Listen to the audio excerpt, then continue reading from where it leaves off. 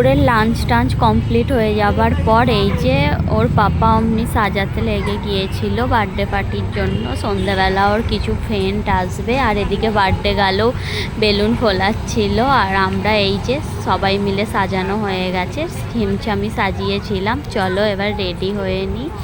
আর এই যে সন্ধ্যের পর সব ফ্রেন্ডের মায়েরা এসে গিয়েছিল সবাই, আর তারপরেই সব রেডি হয়ে যায়। কেক নিয়ে চলে আসে ওর পাপা।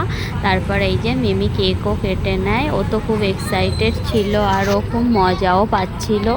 তারপর ও কেক কেটে নেয়, তারপর পাপা ছিল সামনে, পাপাকে খাইয়ে দেয়, পাপাও ওকে খাইয়ে দেয়। আমি ভিডিও করছিলাম তাই জন্য আর ওর পাশে আমি যাইনি। তারপর সব ফ্রেন্ডরা চলে যেতে তার তো তস হয় না, সে আগে গিফট আনবক্সিং করে দেখে তারপরে শোয়। আজকের ভিডিওটা এই পর্যন্ত, টাটা, বাই বাই।